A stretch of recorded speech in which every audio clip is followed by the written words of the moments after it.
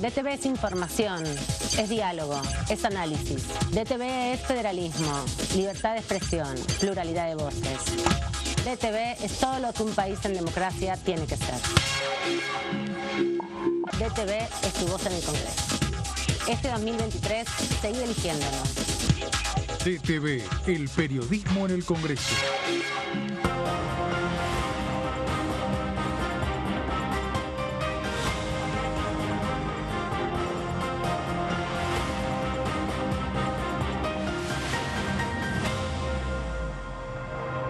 ¿Cómo andan? Bienvenidos, bienvenidas. Aquí estamos en el último día de esta semana, los últimos días hábiles del año 2023, esperando el 2024. Ya me estaba adelantando un año, pero no, todavía no, pasaron solo 11 días, pero parece que hubieran sido mucho más lo que venimos viviendo en las últimas horas. Vamos a hablar con algunos diputados, vamos a repasar todavía un poco más el decreto de necesidad y urgencia que tiene sus estertores, aún con las definiciones de cuándo empieza su vigencia, a partir del 29 de diciembre, cómo va a ser afectado. Bueno, empieza el 29 de diciembre, según lo que ha trascendido desde Casa de Gobierno, pero ya las prepagas aumentaron, citando el DNU que no está vigente, pero que ya se puede evidentemente implementar.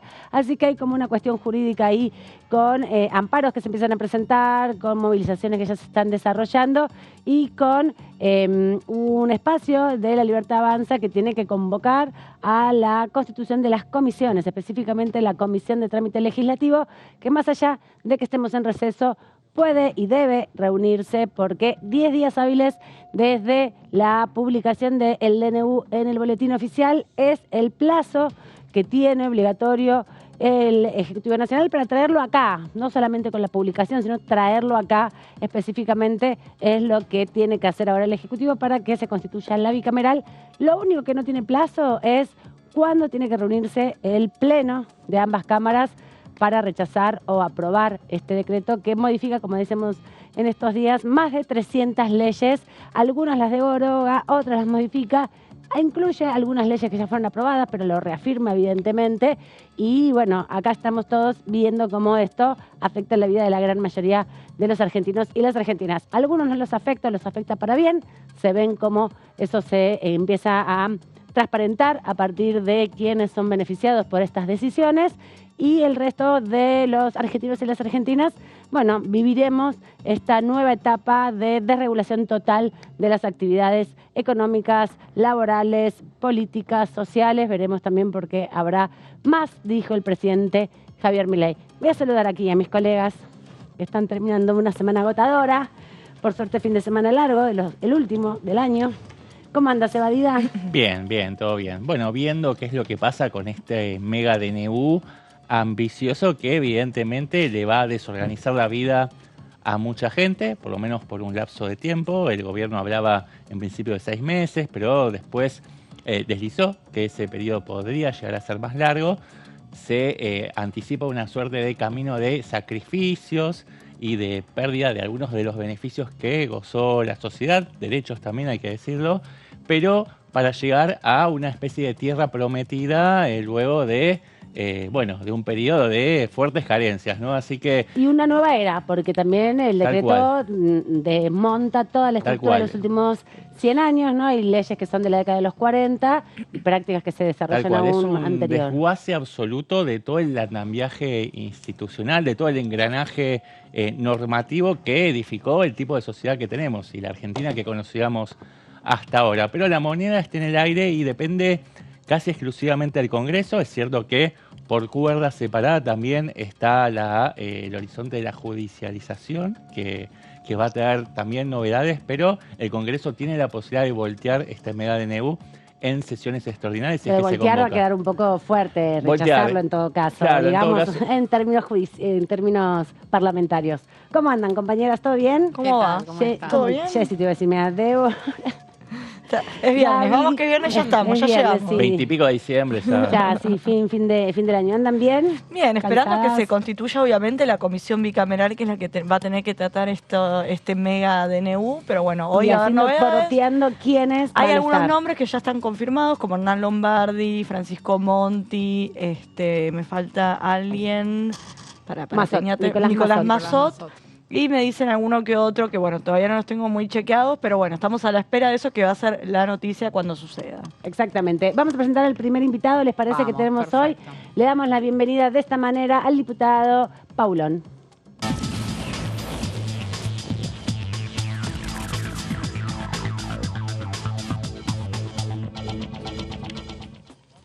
Esteban Paulón, bienvenido, ¿cómo estás? Buenas tardes, representante de la provincia de Santa Fe, ¿cómo andás? Bien, buenas tardes a toda la mesa. Bueno, primero que nada, sos de los diputados que asumió recientemente, el 7 de diciembre, sos un gran conocedor del Congreso de la Nación como activista, como referente de la comunidad LGBTIQ+, de la Argentina, has, digamos, transitado estos salones, estos pasillos muchas veces de otra manera. ¿Cómo estás en tu nueva función de diputado? ¿Qué expectativas tenés para esta etapa que te toca desarrollar? Bueno, así es, vos sabés que yo desde el año 2005 soy parte de la Federación Argentina LGBT, su fundación, impulsamos toda la agenda de matrimonio igualitario, identidad de género. Decía en la campaña que me iba a tocar como diputado probablemente tener que defender muchos de los derechos que conquistamos como activistas. Exacto. Porque sabíamos que el Congreso que estamos transitando, no tanto en la proporción y en la representación de diputados, diputadas, senadores y senadoras, sino en lo que son las líneas ideológicas del gobierno, del Ejecutivo, íbamos a tener alguna ardua tarea. Pero bueno, contento, con un desafío muy importante y la verdad que esperando sinceramente que nos convoquen extraordinarias, porque en redes nos mandan a trabajar, mucha gente dice vayan a laburar. Estamos esperando que el presidente Javier Milei nos lo habilite. Yo estuve toda la semana pasada, esta semana en mi despacho, en reuniones, trabajando, dialogando con colegas, presentando proyectos, y obviamente esperando que llegue la convocatoria a extraordinarias, que no llega. Sí llegó este DNU del que ustedes hablaban, que nos preocupa enormemente, que creemos que es la expresión de la tentación autocrática del presidente Javier Milei de querer con una firma, a sola firma, cargarse más de 350 leyes, ¿no? Así que bueno, en este agitado fin de año, siguiendo muy de cerca y trabajando conjuntamente con otros bloques, en diálogo permanente, en relación a este DNU. Analizando por un lado la inconstitucionalidad y el rechazo de plano que hacemos nosotros de este decreto, obviamente, pero también analizando cada una de las medidas que están en él, porque incluso si el gobierno retirara el DNU y enviara un proyecto de ley, como ha propuesto el senador Lustó, una ley espejo, o enviara varios proyectos de ley con los distintos temas, tenemos una opinión para cada uno de ellos, y en caso de que esto se tenga que debatir en el Congreso, queremos también hacer escuchar la voz de nuestra provincia y la voz de nuestro partido. Diputado, ¿qué tal? Gabriela Vulcano lo saluda. Bueno, como usted ¿Cómo te va, Gabriela? mencionó, ya desde su espacio político han planteado el rechazo a este intento de derogar y modificar leyes a través de un DNU. Y le quiero preguntar sobre algunos de los temas puntuales que aparecen en el DNU, por si llegaran al Congreso de otra manera, a través de un paquete de leyes o de esta ley espejo que recién hablaba. Hay algunos temas como la reforma laboral que plantean, también desregulación de jubilaciones, de las prepagas, y otro de los temas tiene que ver con la privatización, o que habilita que se puedan privatizar empresas públicas. ¿Qué mirada tiene respecto a estos tres temas? Bueno, son todos temas, Gabriel, en los cuales el socialismo ha sido claro y coherente a lo largo de la historia. En primer lugar, nosotros resistimos en los 90 a la privatización, la entrega, la puesta de la bandera de remate de tantas empresas estatales, y acompañamos en los 2000 la recuperación de YPF, de Aerolíneas Argentinas y de tantas otras empresas para el erario público, para el patrimonio público. Así que desde ya que nos parece que ni por la vía de la sociedad anónima, ni por la vía de la privatización lisa y llana, estas son opciones que son posibles o que son aceptables para el socialismo. Entendemos también para algunos otros de los partidos que conformamos o que compartimos el consenso democrático. Desde ya que seguramente en materia laboral puede haber temas para ver, puede haber temas para ajustar, puede haber temas para analizar, pero la verdad que las medidas que se han conocido a través del DNU son todas medidas que también son inaceptables.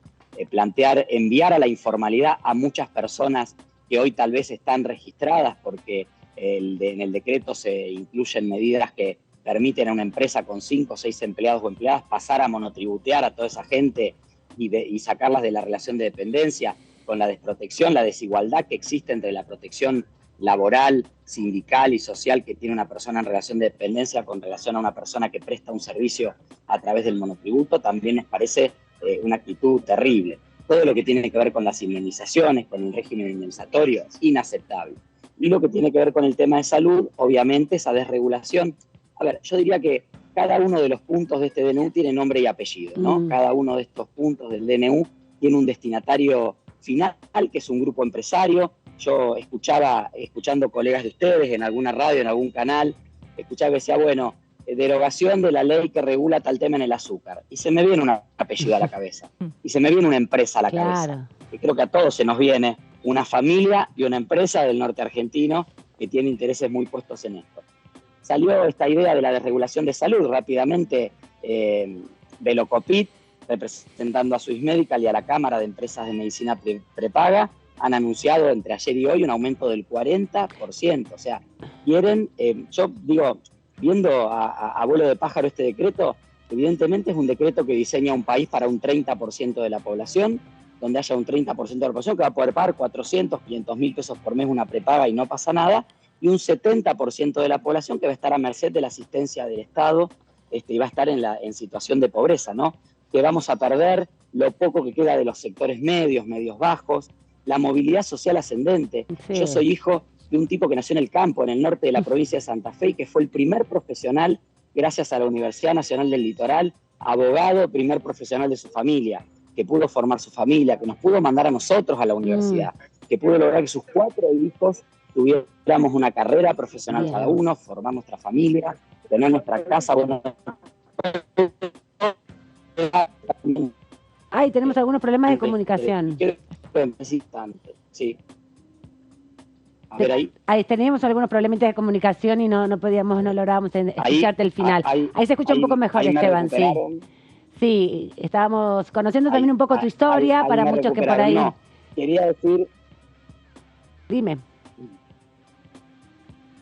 No, decía que digo, yo soy producto de esa movilidad social ascendente, de esos sectores medios que lograron llegar a la universidad, mi viejo nació en el campo. Digo, no quiero que eso se termine para mi país, quiero que la gente pueda progresar, pueda laburar, y este decreto de necesidad y urgencia realmente consolida un modelo de país para unos pocos, para un 30%, y que el 70% se las arregle. Y quiero decir que el presidente Javier Milei tiene la oportunidad de evitar un error histórico, tiene la oportunidad de retirar este DNU cuanto antes y reemplazarlo por leyes que vayan al Congreso y se debatan, porque la verdad que es un gobierno que, si bien se jacta de haber asumido con el 55, 56% de los votos, un gobierno débil, que no tiene gobernadores, que no tiene intendentes, que no tiene mayoría en el Parlamento, y una derrota electoral como le puede propinar este decreto de necesidad y urgencia en el Parlamento sería muy grave, sería una debilidad más para este gobierno. Entonces, está a tiempo el presidente Milei de retirar este DNU, de transformarlo en proyectos de ley. Estamos dispuestos para debatir lo que haya que debatir, no nos vamos a ir de vacaciones, estaremos enero, febrero, a lo largo de todas las extraordinarias allí para debatir estos temas. Creemos que hay que recuperar el rol del Congreso y que si hay reformas que realizar, discutámoslas en el Congreso, que también representa legítimamente la diversidad territorial e ideológica de nuestro país y que es una voz que tiene que ser escuchada y contemplada a la hora de tomar decisiones por parte del Ejecutivo. Diputado, ¿qué tal? Sebastián Arida lo saluda. ¿Cómo anda? ¿Qué tal, Sebastián? ¿Cómo te va? Bien, todo bien. Diputado, después del anuncio de este megadecreto de necesidad y urgencia para la recuperación de las bases de la economía nacional, así se titula en cierta forma, el presidente, y de la reacción popular que hubo en las calles, movilizaciones muy enérgicas, ¿no?, de gente con justa indignación saliendo a las calles a reclamar frente a lo que considera una agresión, ¿no?, a sus derechos, a sus bolsillos y también a la soberanía nacional. El presidente ahí dijo, bueno, pero esto no es todo, va a venir más. Y eso más es el paquete, finalmente no va a ser un paquete de leyes, se supone que va a ser una ley ómnibus, abarcando un conjunto de iniciativas que normalmente en condiciones ordinarias se tratan por separado, ¿no? Como por ejemplo la baja del piso de ganancias o algo tan disímil también como la eliminación de las PASO y la implementación de la boleta única. ¿qué consideración tiene sobre este segundo paquete de reformas que va a venir en proyectos de ley? Bueno, sí, en primer lugar, lo que vos decís, no termino de entender cómo vamos a incorporar en un proyecto de ley temas que tienen hasta distinto tratamiento para su aprobación. La legislación electoral tiene un régimen determinado para su aprobación, necesita una mayoría especial. Los otros temas no, hay temas impositivos, la verdad que es muy complicado el tratamiento de esto, así que veremos cuando lleguen. Yo entiendo que debieran, si tienen algún asesor a mano, debiera decir... Sí, tienen que convocar un montón de comisiones, ¿no? Comisiones que no tienen nada que ver una... Claro, es una cosa bastante complicada, pero bueno, más allá del formato, obviamente en tema ganancia nosotros estamos en contra, creemos que es un nuevo golpe a la clase media, sectores medios bajos que han logrado recuperar algo de su ingreso de la mano de la eliminación del impuesto a la ganancia de la cuarta categoría. Si el proyecto se viene con, como se dice, con un mínimo no imponible de 950.000 pesos brutos, que son unos 700, 800.000 pesos netos, sumado al efecto de la inflación de noviembre, diciembre, enero, va a pagar ganancias todo el mundo, o sea, es una cosa de locos. Tenemos casi la línea de pobreza pegándose con el piso del impuesto a la ganancia. Una locura. La movilidad jubilatoria es muy grave porque yo entiendo la buena voluntad del ministro Caputo, quiero creerle en estas primeras semanas de que como la fórmula es muy baja, él va a dar mejores aumentos y por eso nos pide tener discrecionalidad para definirlos, pero yo no quiero discrecionalidad, quiero mecanismos objetivos. Porque acá este gobierno también asumió diciendo que no iba a subir ningún impuesto, que el ajuste lo pagaba la casta, y hasta ahora no solo subieron impuestos, sino que el único ajuste que hicieron fue cortar al pobre proveedor de las medialunas y las tostadas de la Casa Rosada, que no sé cuánto ahorrarán, la verdad que no sé cuánto ahorran con eso, pero el resto de la casta está festejando, el régimen de Tierra del Fuego se mantiene, Velocopid va a aumentar sus prepagas, la familia del norte va a seguir vendiendo el azúcar al precio También que quiera. Suspendieron la pauta, diputado.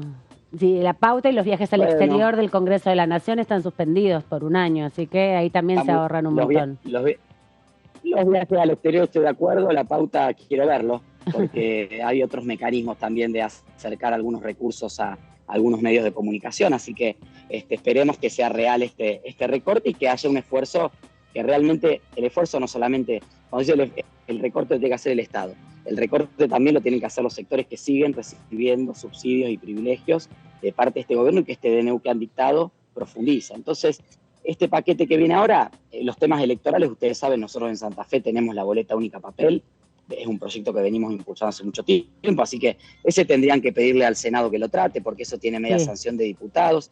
Digo, hay un tratamiento distinto para cada tema, habrá que ver con qué formato llegan y tomaremos posición, pero en principio, al menos en los dos temas más sensibles, que son ganancias y la movilidad jubilatoria, a priori, por los trascendidos periodísticos que han salido, estaríamos en contra de esto. Y quiero decir también que quiero agregar un tema en relación a DNU. Me parece que estamos ante la enorme oportunidad de darnos un debate serio. El Congreso, yo veía el miércoles a la noche la enorme movilización al Congreso, miles de personas que no vinieron a quemar una puerta ni con un aerosol a pintar políticos chorros. Vinieron a abrazar al Congreso, a pedirnos que asumamos nuestro rol, que es de control constitucional y de evitar que este decreto de necesidad de urgencia pase, a pedirnos que tomemos acción. Y creo que en esa tomada de acción no solo hay que rechazar el DNU de Javier Milei, sino que también tenemos que rehacer la reglamentación de la ley del DNU. Esta reglamentación, que fue impulsada por Cristina Kirchner en 2008-2009, está a medida de los ejecutivos. Es para que sea más fácil legislar por DNU que legislar por una ley. Un DNU con una sola cámara que lo apruebe pasa. Una ley debe pasar a diputados, debe pasar al Senado, tiene controles, si no hay una mayoría, vuelve a la Cámara de Origen. Digo, todo eso para el DNU no corre. Entonces estamos en la oportunidad de ajustar algunas cuestiones que tienen que ver con la institucionalidad, porque a veces votamos leyes pensando que siempre va a haber gente con buena voluntad. Y la verdad es que cuando se gobierna, la buena voluntad queda de costado y lo que hay son intereses y la necesidad de gestionar. Entonces, nosotros como Congreso no tenemos que delegar nuestra potestad legislativa bajo ningún concepto. ¿Qué tal, Paulón? Débora Durieta lo saluda. ¿Qué tal, Débora? ¿Cómo te va? Te me adelantaste un poco a la pregunta que te quería hacer. Vos mencionabas que este es un gobierno que si bien ganó con el 56%, es un gobierno débil, entre otras cosas, porque no tiene un volumen significativo en diputados y en Senado. ¿Qué rol imaginás que va a tener el Congreso, por lo menos en estos 2 años, donde La Libertad Avanza tiene apenas 38 diputados y 7 senadores? ¿Qué se puede hacer desde el Congreso ante este tipo de medidas o si vemos que la economía no avanza. ¿Qué imaginas que se podría hacer desde acá? Débora, hay un tema central, se define con este DNU. Lo que hagamos con este DNU define qué rol va a tener el Congreso. Si el Congreso decide dejar de lado cualquier pretensión de ser el ámbito legislativo y un organismo de control del Ejecutivo, o si le termina delegando, porque digo, hoy este DNU deroga 350 leyes. Si este DNU pasa, vendrán otros. Claro. Y habrá miles de leyes para derogar.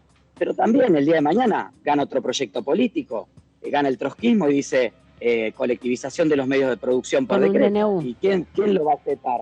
Va a decir, claro, no, pero mira, antes vino uno libertario y liberó toda la economía con un DNU. Bueno, yo ahora quiero colectivizar los medios de producción. Entonces, el rol del Congreso se define con este DNU. Lo que hagamos en este DNU y la madurez política que tengamos para construir una mayoría que defienda la institucionalidad y el rol del Congreso es lo que va a marcar estos próximos 2 años, donde queremos ser un cuerpo que no obstaculice, pero que cumpla su rol.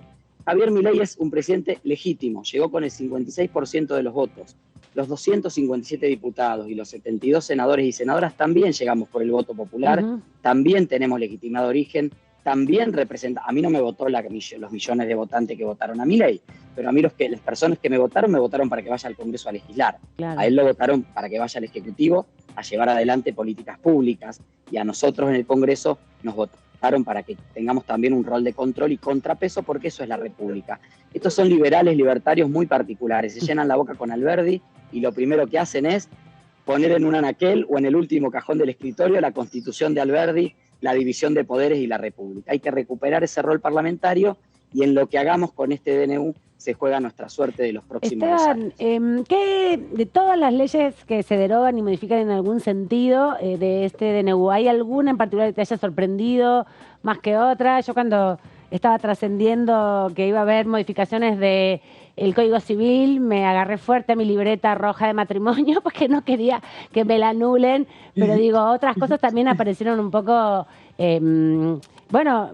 impactantes, ¿no? La ley de tierras, el plan médico obligatorio, cosas y acuerdos históricos que se vienen construyendo en tantos años, en este último periodo de la democracia también incluso. ¿Hay alguna cosa que te haya sorprendido, que dijiste, bueno, ¿y esto qué significa? O algo así. Mira, creo que lo que más me sorprendió es esto, que cada artículo del DNU tiene un nombre y un apellido. Tiene un beneficiario directo, que es un sector concentrado de la población, ¿no? Digo, lo de los pagos de los salarios por billetera tiene un nombre, el azúcar tiene un nombre, la ley de tierras tiene un nombre. Entonces creo que eso es lo que más me sorprendió. Y después que son tan disímiles los temas, porque tenemos derecho ambiental con la cuestión de las quemas, tenemos tenemos legislación del trabajo, tenemos política impositiva, tenemos sistema de salud, tenemos regulación de precios, o sea, tenemos tantos temas distintos que creo que la propia conformación del DNU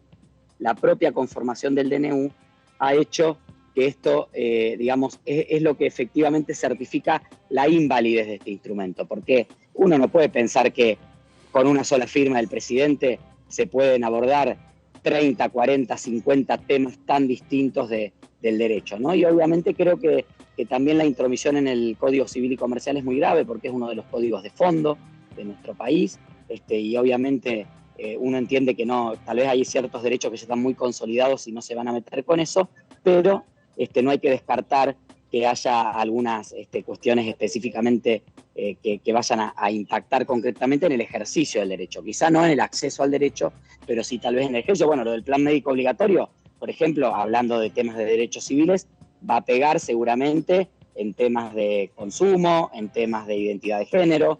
Digo, ahora, anda a decirle a una prepaga que te cubra un tratamiento hormonal si sos una persona travesti trans, que está incluido en el PMO. Ya costaba ahora que esté en el PMO, imagínate ahora que el PMO queda sin efecto, ¿no? Entonces ahí hay, digamos, no se mete con el derecho original, pero sí luego con la aplicación y la exigibilidad de ese derecho. Y después te diría que lo más ridículo, que no entiendo, porque después de la humillación que le hizo pasar en la cancha de Boca, regalarle lo de las sociedades anónimas deportivas a Macri, la verdad que un regalo de Navidad que Macri no merece, porque Macri se portó mal también con Milei, exponiéndolo en la derrota en la cancha de Boca. Así que, bueno, particularidades que tiene ese instrumento realmente que nos preocupa enormemente, y por eso el Congreso tiene que frenar. Diputado, recién hablabas, ¿no?, de que dependía de la madurez de la dirigencia que ocupa lugares de representación en la Cámara de Diputados y también en el Senado, que avance, ¿no?, este mega DNU que tiene toda esta serie de implicancias que vos estás haciendo alusión. ¿Crees que los representantes del Congreso Nacional están a la altura de las circunstancias para poder frenar este megadecreto? Sí, sí, creo que la reacción ha sido la muy correlación de positiva. fuerzas de la oposición, ¿no?, actualmente.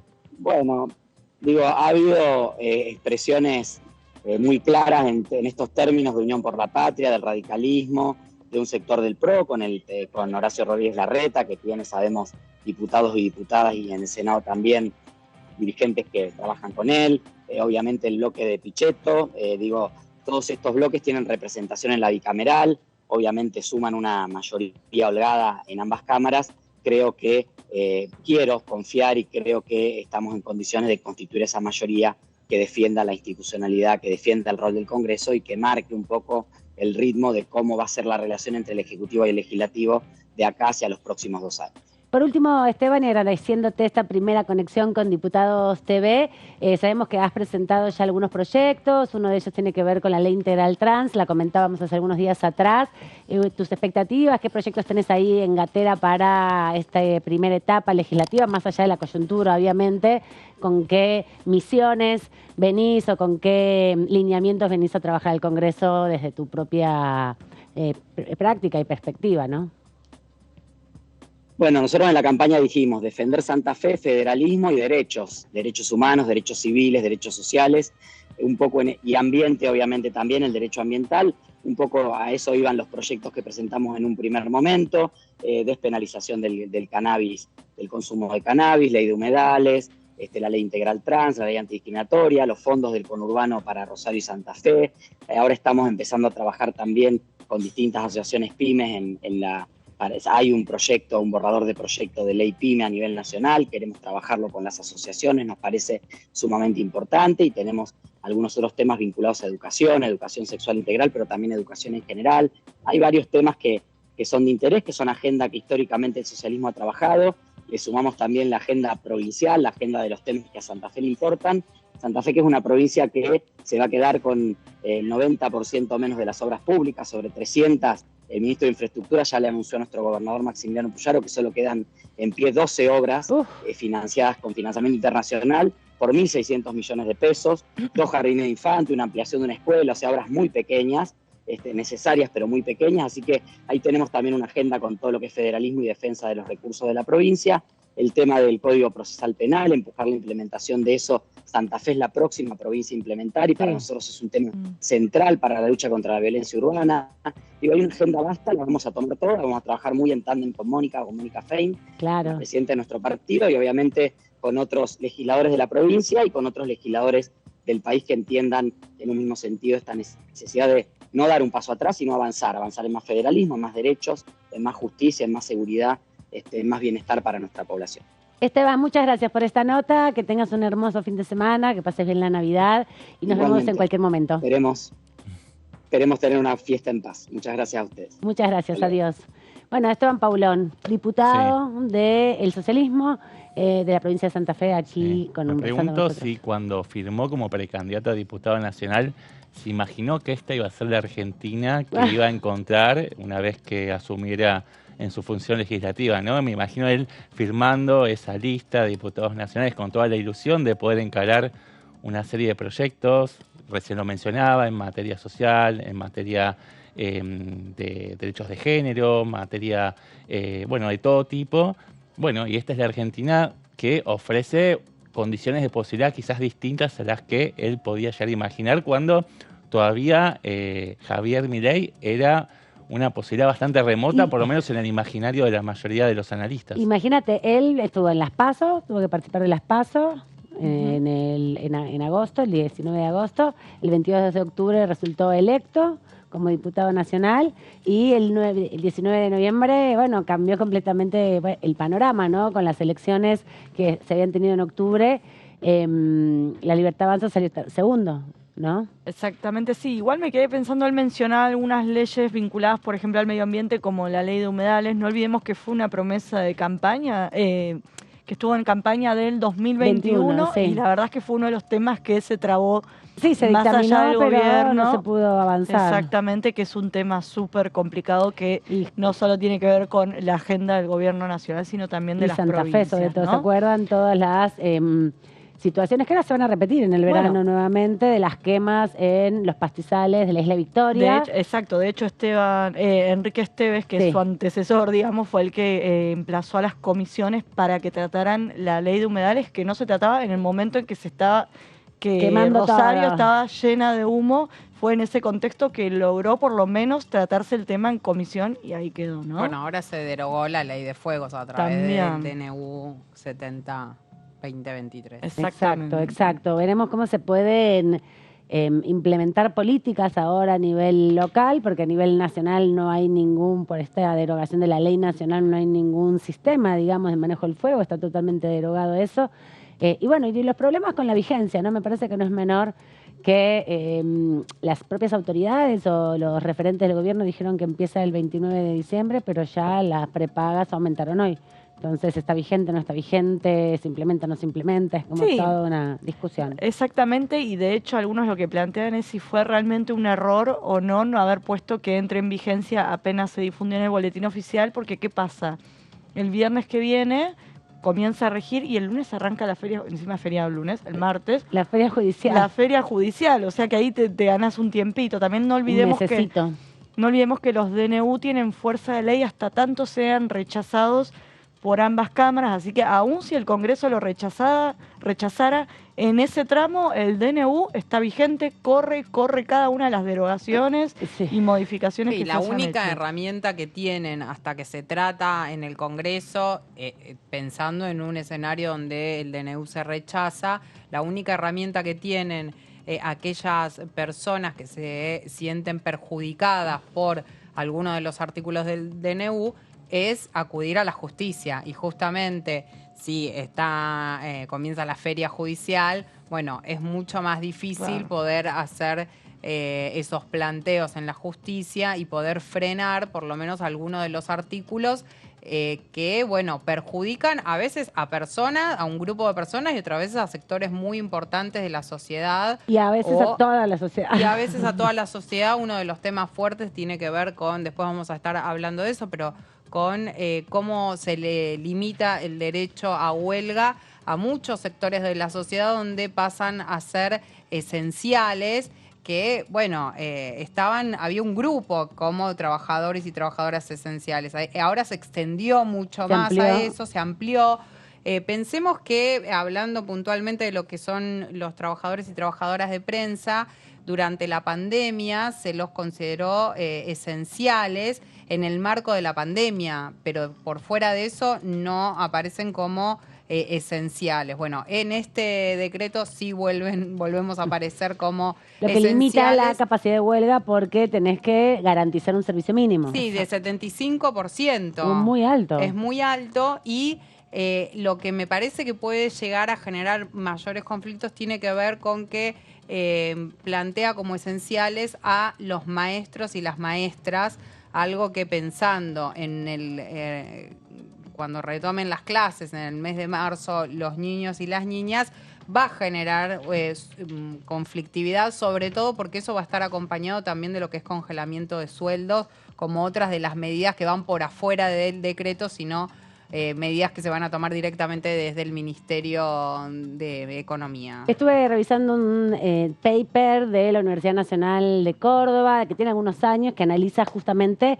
el desarrollo de los decretos de necesidad y urgencia desde 1853, cuando se funda nuestra Constitución Nacional, hasta el año 2010. El texto es de un investigador de la Universidad de Córdoba y bueno, hay muchas particularidades que les voy a contar en un ratito, pero que tienen que ver, por ejemplo, con que más de una vez se utilizó el decreto de necesidad y urgencia para declarar el estado de sitio en democracia, ¿no? Para ver las referencias, y muchas veces se usó el DNU para bajar sueldos. No es la primera vez y pasa esta vez, porque ya hay antecedentes de distintos gobiernos, muchos de ellos del radicalismo, que durante los últimos 40 años estuvieron, no, un poco más, o de 60 años, estuvieron utilizando el DNU para bajar el salario de los trabajadores del Estado, sobre todo. Así que de eso vamos a hablar. muchos DNU también, unos cuantos, para reestatizar empresas que habían sido manejadas con contratos con empresas extranjeras, así que ahora a lo largo del programa les sigo contando sobre el devenir histórico de los DNU. Ahora nos vamos a concentrar en las sociedades anónimas que se fundan a partir de la conversión de las empresas del Estado. Esto me interesa en particular y me afecta en particular. Tal cual. Este es uno de los ejes medulares de este programa, de este DNU, Mega DNU de Javier Milei, que es la piedra angular de su proyecto económico, gobierno, digamos. su plan de gobierno, su hoja de ruta, es como un poco el timón hacia donde quiere llevar la nave de gobierno para lograr sus objetivos, ¿no? De liberación absoluta del mercado y que la sociedad y que el mercado se autorregule y termine regulando también las relaciones sociales, ¿no? Pero bueno, vamos un poco a este punto que tiene que ver con el plan sistemático de privatizaciones, ¿no?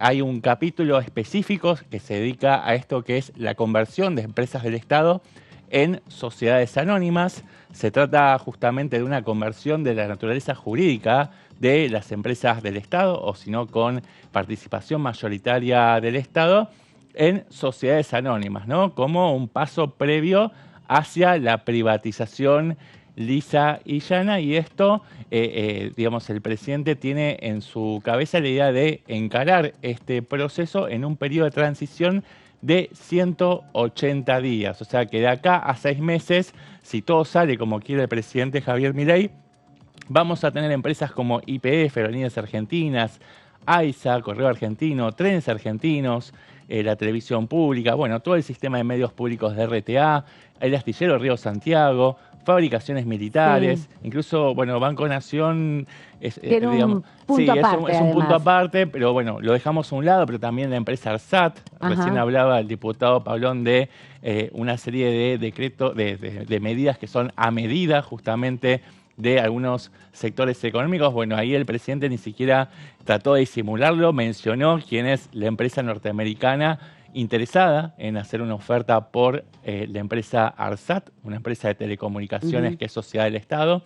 Bueno, estas son las empresas que podrían pasar a manos privadas en un lapso de 6 meses. También hay que hacer un doble clic, si se quiere, en el caso de Aerolíneas Argentinas, porque acá el presidente está pensando, y Sturzenegger, que es por ahí uno de los cerebros de este plan, está pensando en un procedimiento diferente, que es entregarlo a los trabajadores, ¿no? Pero claramente los trabajadores por ahí no tienen la capacidad en este momento de hacerse cargo de una empresa que requiere toda una logística, ¿no? Y ese podría ser el paso previo finalmente a su privatización en caso de que no se puedan revertir una serie de problemas estructurales.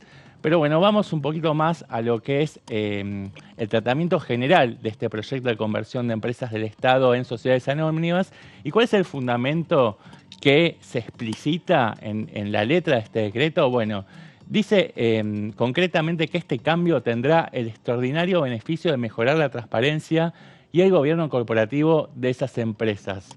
¿Cuál es la finalidad de todo esto? Bueno, siempre el presidente hace hincapié en que Argentina está está atravesando un periodo de fuertes anomalías producto de el rojo fiscal, ¿no? De que hay, y de hecho es la causa que el presidente identifica como justamente la causa de todos los males de la economía argentina, porque a partir de ahí se genera la inflación monetaria descontrolada que provoca a la postre este nivel de inflación. Así que el objetivo es atacar este rojo fiscal y generar las bases para la consolidación de un equilibrio fiscal, ¿no? Entonces se apunta más específicamente, con mayor énfasis en aquellas empresas que están en un nivel deficitario, ¿no?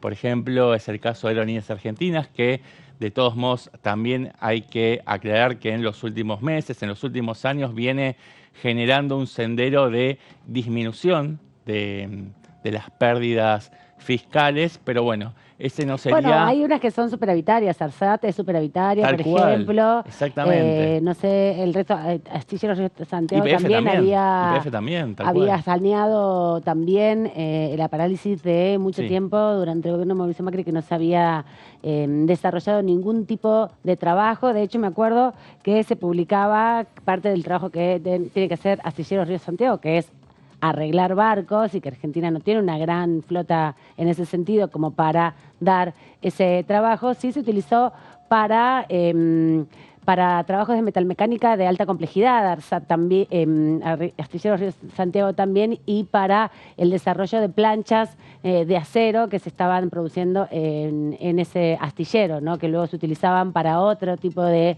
actividad que no específicamente tenía que ver con el mantenimiento de los barcos, ¿no? Por la capacidad instalada que tiene el astillero y que podía también proveer en la medida en que no hubiera una gran flota de barcos que pudiera tener que ser reparado en esas condiciones, ¿no? Me parece que también hubo una adecuación ahí de algunas empresas del Estado frente a las dificultades que hay también para conservar la naturaleza de algunas de sus prácticas, ¿no? Porque, bueno, eso, la flota de barcos es muy escasa en Argentina, pero el servicio también se prestaba para empresas extranjeras que requerían esas reparaciones de grandes buques. Tal cual. Sí, no, hay una variedad de situaciones, digo, no se puede englobar todo como si todas las empresas funcionaran de la misma manera. Hay empresas que, como decís, son superavitarias, por eso este cambio de paradigma no se explica únicamente desde el punto de vista del cálculo económico, sino que Exacto. también se anteponen razones Ideológicas. puramente y estrictamente ideológicas, tal cual. Vamos un poquito a la lectura concreta de la letra de este proyecto, mejor dicho, de este decreto de necesidad de urgencia, al artículo 48, que dice que las sociedades o empresas con participación del Estado, cualquiera sea el tipo o forma societaria adoptada, se transformarán en sociedades anónimas. Esta disposición comprende a las empresas del Estado que no tengan una forma jurídica societaria, las sociedades del Estado, las sociedades anónimas con participación estatal mayoritaria, las sociedades de economía mixta y todas aquellas otras organizaciones societarias donde el Estado Nacional tenga participación en el capital o en la formación de las decisiones societarias y no se encuentren constituidas como sociedades anónimas, ¿no? Este es el universo que abarca este fragmento de este decreto de necesidad de urgencia. Bueno, seguimos un poco con la lectura de este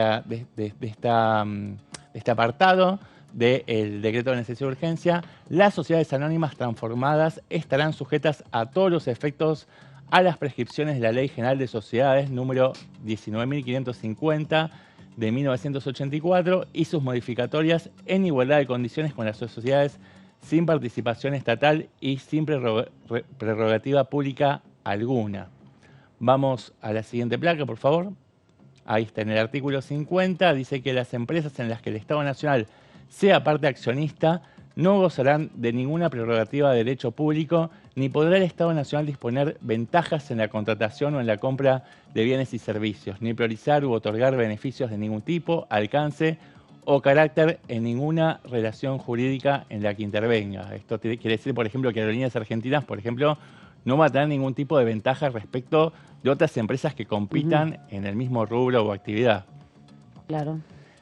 Vamos a la siguiente placa. Y eso se complementa también con otra incorporación que tiene el DNU que está vinculado con los cielos abiertos, ¿no? Para que no haya una exclusividad de recorridos para la línea de bandera, sino que, bueno, con la libre competencia, todas las empresas vayan a todos los destinos. Veremos si eso se concreta. Sí, no va a haber ninguna limitación a la explotación de rutas aerocomerciales. Exacto. También se terminaría con la política de bandas tarifarias, con tarifas mínimas y niveles tarifarios mínimos y máximos, que fue una política de los gobiernos peronistas que fue interrumpida por la gestión de Mauricio Macri. ¿Te acordás que estaba a cargo en los primeros tiempos Isela Constantini, que estableció también, sentó las bases de la política de cielos abiertos para establecer la libre competencia, y eso abrió las puertas para que compitan en igualdad de condiciones empresas que llegaron al país como Flybondi, que empezaba sus operaciones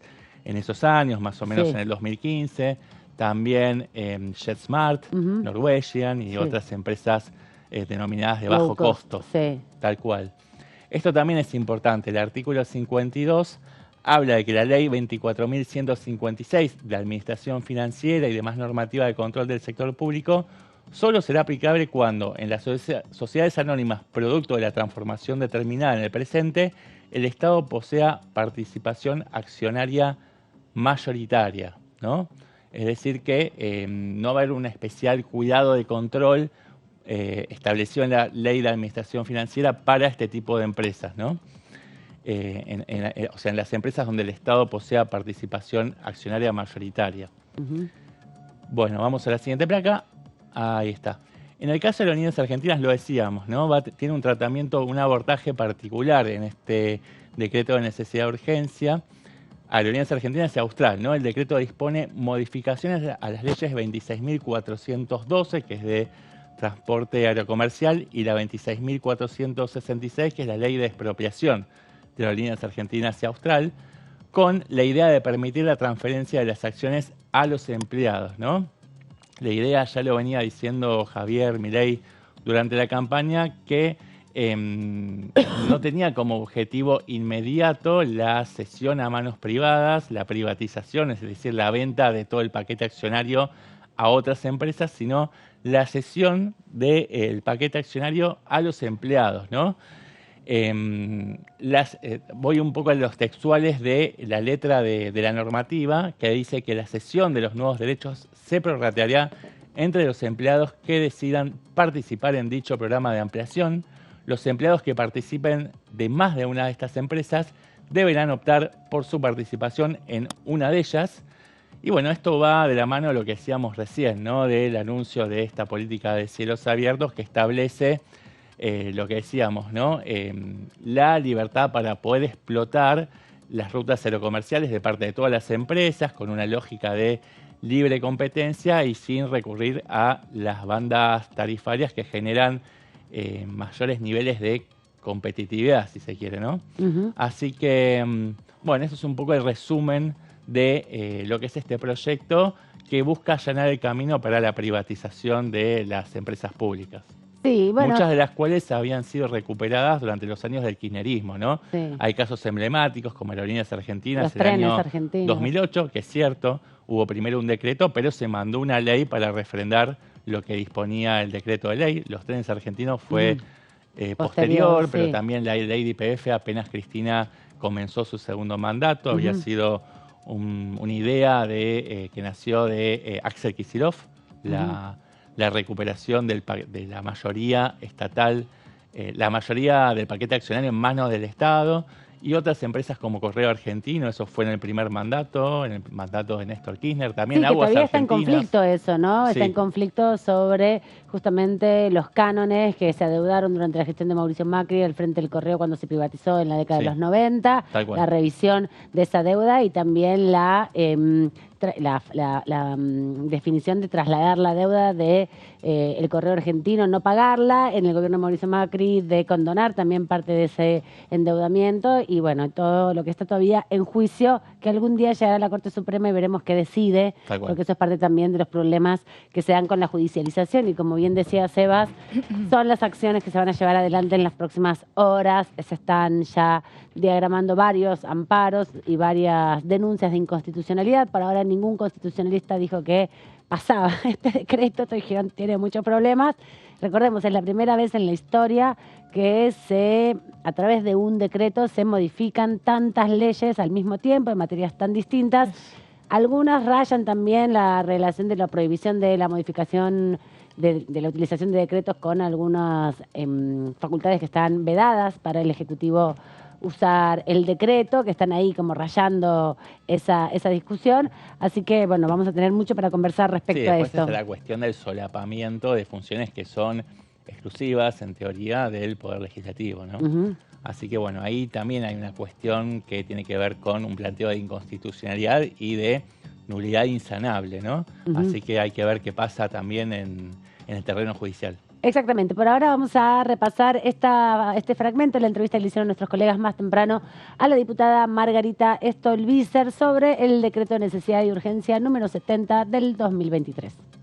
Bueno, difícil pensar o poder anticipar cuál va a ser el resultado. En principio, el Poder Ejecutivo está obligado por el plazo que le fija la Constitución en 10 días para que el jefe de gabinete lo presente en el Congreso, y de ahí la comisión bicameral, que está para constituirse, tiene los 10 días para expedirse, y después las cámaras son las que tienen que hacerlo. De todos modos, lo que hay que aclarar siempre es que nosotros dependemos de una ley reglamentaria, una mala ley a mi juicio, que le da más valor a un decreto de lo que le da una ley. O sea, tener por aprobado un DNU se hace simplemente con que el Congreso no haga nada. Si el Congreso no lo trata, ese DNU sigue teniendo vigencia. Si una Cámara lo rechaza y otra lo aprueba, o si una Cámara lo rechaza y la otra no lo trata, o sea, solamente para que pierda vigencia se necesitaría que los dos plenarios de las cámaras se expidieran votando el rechazo del DNU. De lo contrario, el DNU sigue teniendo vigencia. Claro. Ahora, dicho esto, también lo que quiero es aclarar dónde radica la debilidad de este decreto. Es que yo creo que pesan sobre este DNU una cantidad de vicios de inconstitucionalidad que son fácilmente advertibles, y entonces, aun cuando el trámite legislativo pudiera darle vigencia o mantenerle la vigencia al decreto, ese decreto no está exento de que puedan empezar a aparecer planteos de inconstitucionalidad en La Quiaca o en Mendoza o en Misiones, digamos, y esa es la debilidad que tiene. Por eso nosotros le venimos planteando al Poder Ejecutivo, ¿por qué no mandan esto transformado en proyectos de ley, lo someten a la discusión? Hemos manifestado que tenemos acuerdo con muchos de los proyectos que están metidos dentro de ese mega DNU, porque en realidad, si lo que se busca es generar inversiones, atraer inversiones, generar empleo, lo peor que podemos tener es una norma tan inestable, tan débil, que está a tiro de otro decreto que la derogue o de un fallo de inconstitucionalidad. Entonces, ¿quién va a invertir, digamos, con una norma tan débil? Es bastante difícil que pueda cumplir el objetivo que tiene. La otra cuestión para mí muy grave pendiente es el presupuesto, y aquí va la responsabilidad del nuevo gobierno. Yo no sé si dentro de las cosas que van a mandar tienen previsto o no, pero deberían estar enviando un presupuesto. En deuda quedó el gobierno anterior, el ministro de Economía, que no envió, pese a que se había comprometido y estaba fijado en esa cláusula, creo que era el famoso artículo 137, que se incorporó a pedido nuestro, que es cuando la inflación superaba el 60%, debía enviarse un proyecto de actualización para acomodar el presupuesto. Nunca se hizo, entonces terminamos con un presupuesto absolutamente desfasado, ¿no? Bueno, eso no se puede gobernar sin presupuesto, y el presupuesto tiene que ser real, tiene que acomodarse a la realidad. Entonces deberían estar redactando uno nuevo, por supuesto, para enviar al Congreso. Creo que a mí me gustarían muchas otras, creo que hemos conversado en algún momento. Yo estuve trabajando con la diputada Carla Carrizo con un proyecto de regulación del traspaso presidencial. Necesitamos discutir esos días que hay entre que ya hay un gobierno electo y un gobierno que sale, la conformación de una comisión, de un espacio de diálogo, las limitaciones que tiene el gobierno que está, el acceso a la información para los que llegan. Bueno, muchos países tienen esto, y esto ayuda a darle mayor fuerza a los gobiernos y a establecer los acuerdos necesarios en el traspaso. Creo que sería una ley por supuesto necesaria. Quedó pendiente en el Senado, sobre todo el tema boleta única, con media sanción en diputados, y que quedó pendiente en el Senado. Bueno, hay una larga lista, porque ustedes saben perfectamente bien lo pobre que ha sido la tarea legislativa en este año, así que proyectos en los cajones de las comisiones hay cientos y cientos. La mirada de la diputada Margarita Stolbizer de lo que se vendrá en las próximas horas respecto a la decisión de Javier Milei de modificar y anular y derogar una serie importante de leyes, más de 300, a través de este decreto de necesidad y urgencia. Nos vamos rápidamente a la pausa y volvemos, que tenemos mucho más para compartir.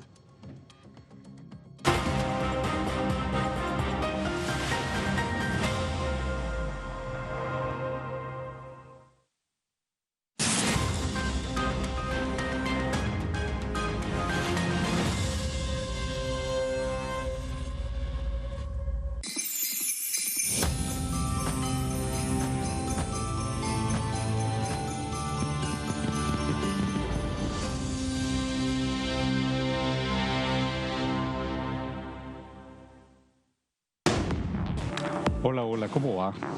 Gracias por acompañarnos, bienvenidos a Entrevistas.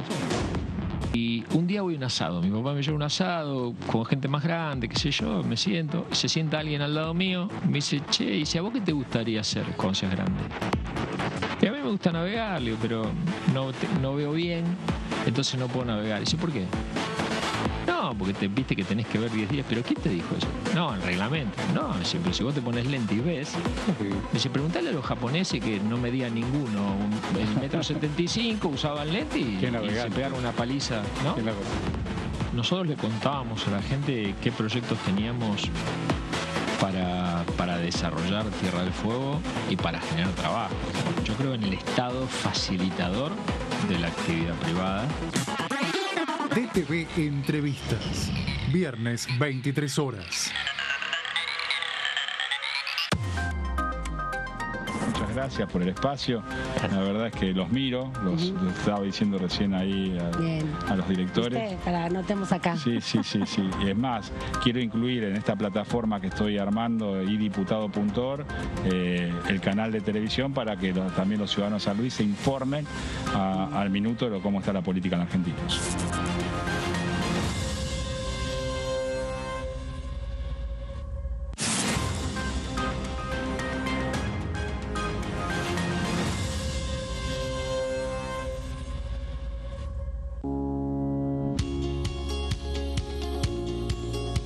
Cuando un proyecto de ley ingresa a la Cámara de Diputados, ya sea creado por un legislador, enviado por el Poder Ejecutivo o producto de una iniciativa popular, se trata primero en las comisiones correspondientes para luego ser tratado en el recinto por los diputados.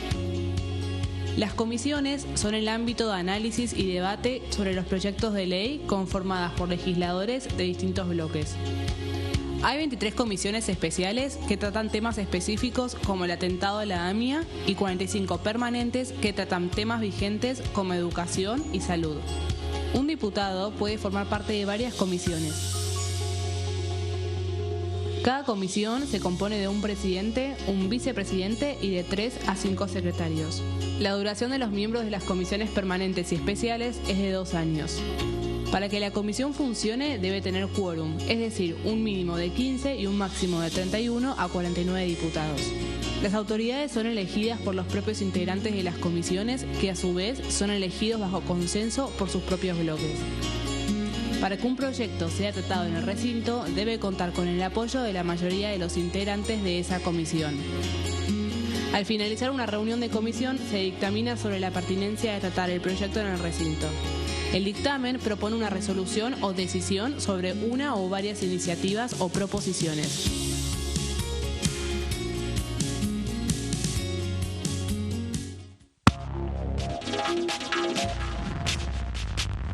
DTV es información, diálogo, análisis. DTV es federalismo, pluralidad de voces, libertad de expresión.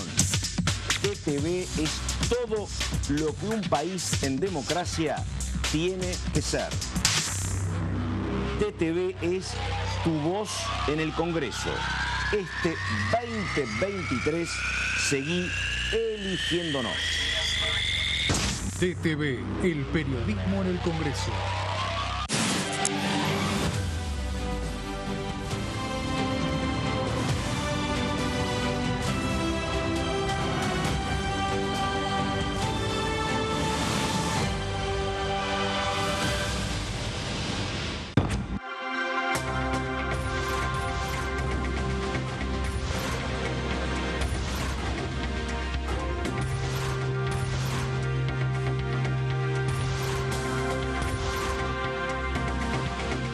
Ellos son tu voz en la primera mañana. DTV, el periodismo en el Congreso.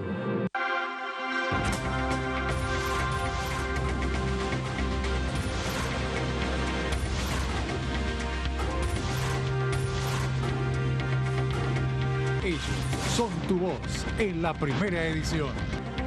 DTV, el periodismo en el Congreso.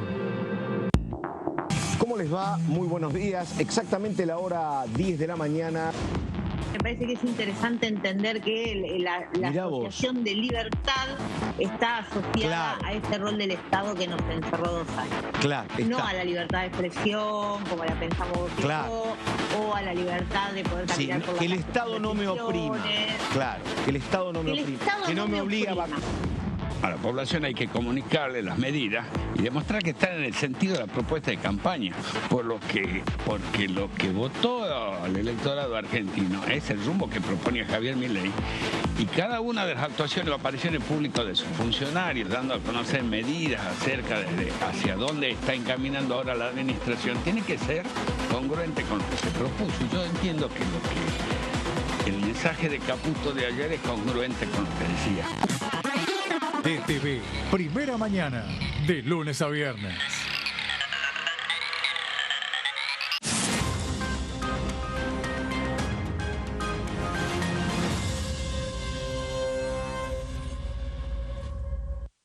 ¿Qué diferencia hay entre la Cámara de Diputados y la Cámara de Senadores? La Cámara de Diputados representa al pueblo de la nación argentina. Esto significa que las provincias más grandes y con mayor cantidad de habitantes tienen muchos más diputados que las provincias más pequeñas. La manera de establecer las cantidades es proporcional. La Cámara de Senadores representa a las provincias. Cada provincia envía 3 senadores al Congreso Nacional. El total de senadores es 72, dado que las provincias argentinas son 24. Este es un número fijo. Por ejemplo, la provincia de Buenos Aires cuenta con 70 diputados nacionales y la provincia de Tierra del Fuego con 5. Pero tanto la provincia de Buenos Aires como la de Tierra del Fuego cuentan con 3 representantes cada una en el Senado de la Nación. Cada 2 años, el Congreso Nacional renueva la mitad de sus diputados y 1/3 de sus senadores nacionales. El mandato de los senadores es de 6 años, mientras que el de los diputados es más breve, dura solamente 4 años.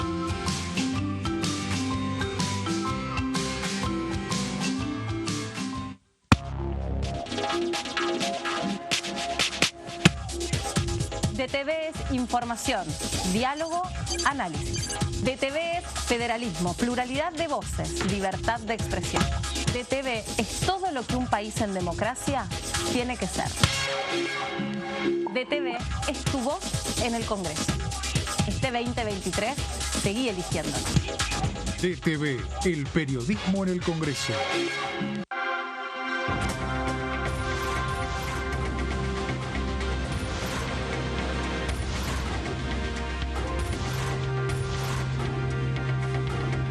Ellos son tu voz en la primera edición. DTV, el periodismo en el Congreso.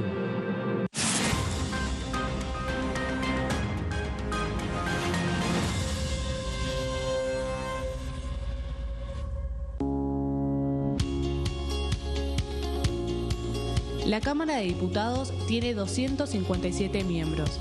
Los diputados debaten y sancionan leyes que rigen en todo el territorio nacional.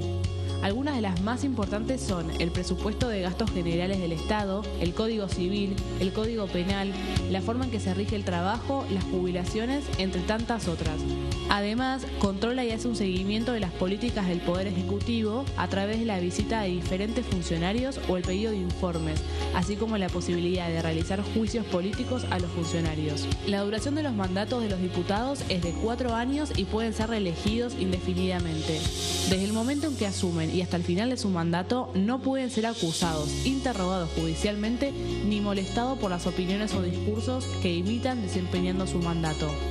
Son requisitos para ser diputado tener al menos 25 años, 4 años de ciudadanía argentina y haber nacido en la provincia por la que se postula o haber residido en ella los 2 años precedentes.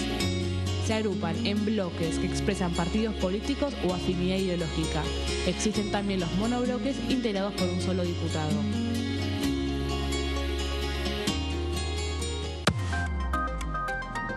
Diputado TV para mí ha sido muy importante en la gestión del 2015 al 2019, como presidente de la Comisión de Comunicaciones, siempre he estado al lado de ustedes y hemos logrado un éxito fundamental de que podamos estar en las grillas y que toda la gente pueda acceder a los excelentes contenidos y profesionales contenidos que han venido haciendo todos ustedes hasta la fecha. Así que mis felicitaciones, porque el esfuerzo de aquel momento valió la pena y hoy es realmente un ejemplo este medio de comunicación.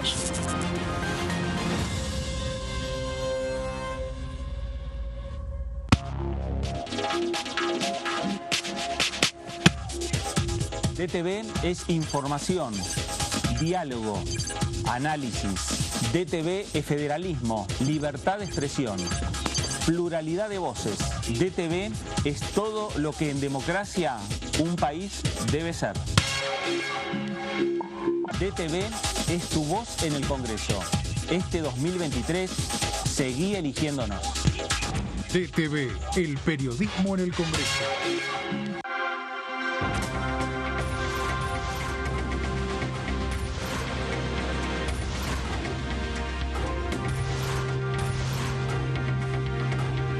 Ellos son tu voz en la segunda edición. DTV, el periodismo en el Congreso.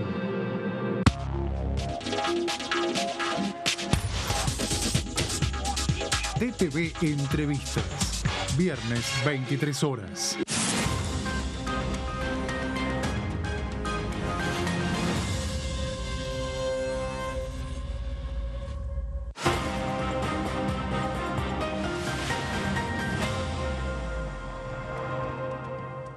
Última hora de esta tercera edición, antes de Navidad. Ya no trajimos ninguna bolita brillante ni ninguna de esas guirnaldas de pelos de colores que son hermosas para la Navidad, pero sí estamos con el espíritu navideño que podemos tener en estas horas aquí en Diputados Preparándonos TV. para comer rico.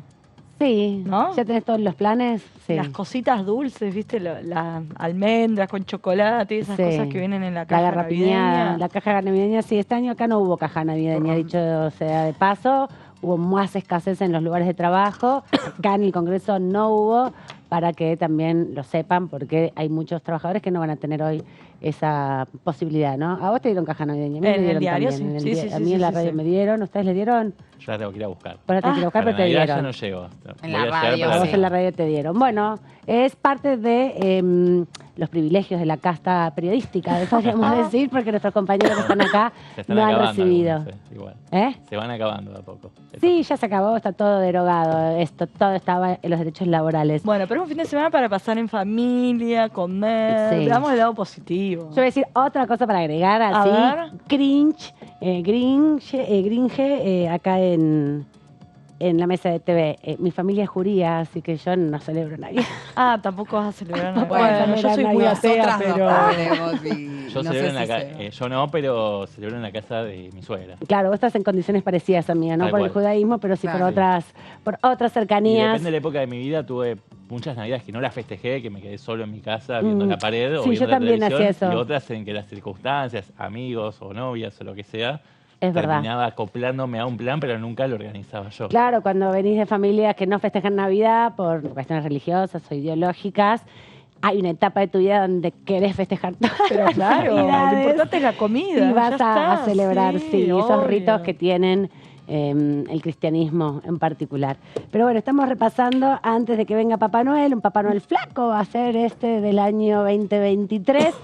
Algo que también les quería contar sobre los DNU, que les conté que estuve revisando, aprovecho para aquí mis colegas darles alguna información, que estuve revisando una investigación que se hizo sobre los decretos de necesidad y urgencia desde 1853 y encontré lo siguiente. Entre 1853 y 1983 solo se dictaron 25 decretos de necesidad y urgencia, porque no era tan habitual usar este tipo de herramientas. Hubo, bueno, muy famosos, por ejemplo, la nacionalización de los ferrocarriles y las telefonías, eso en el gobierno de Perón. En el gobierno, por ejemplo, de Frondizi también se crearon las empresas de carbón y de energía eléctrica por decreto.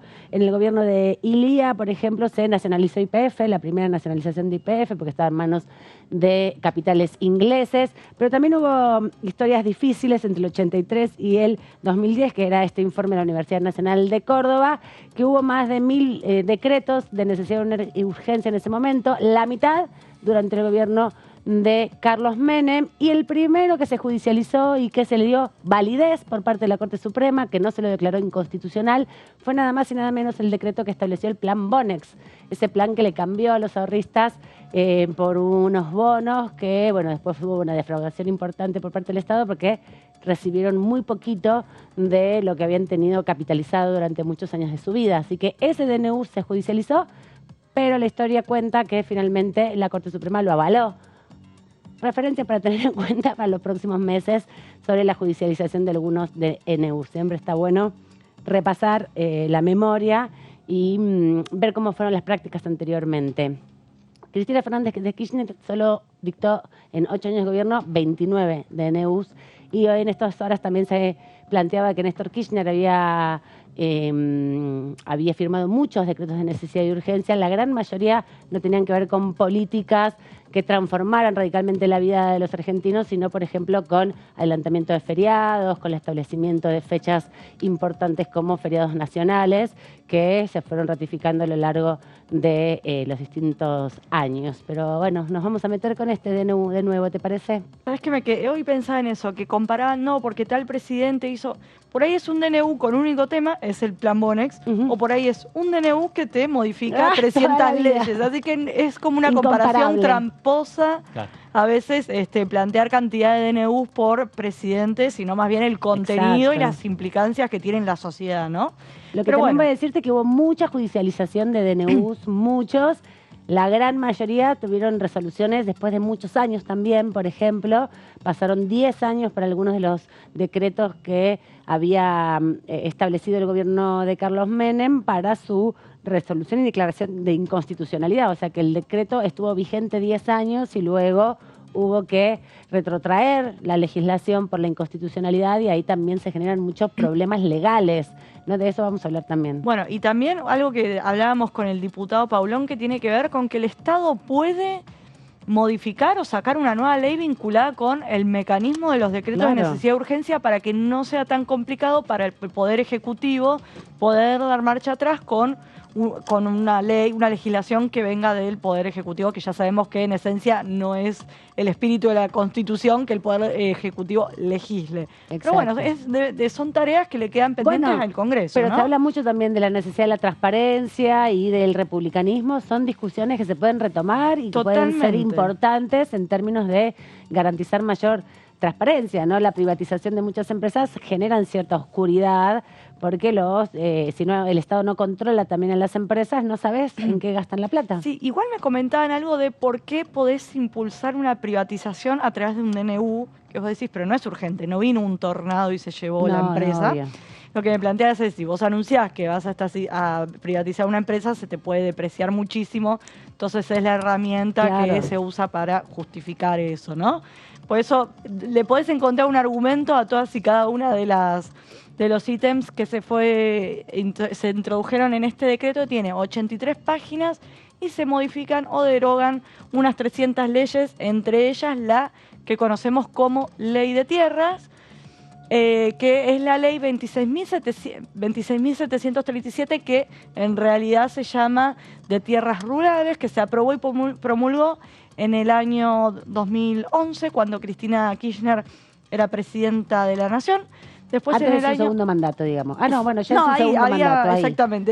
Ahí es diciembre. En ese interregno, si querés.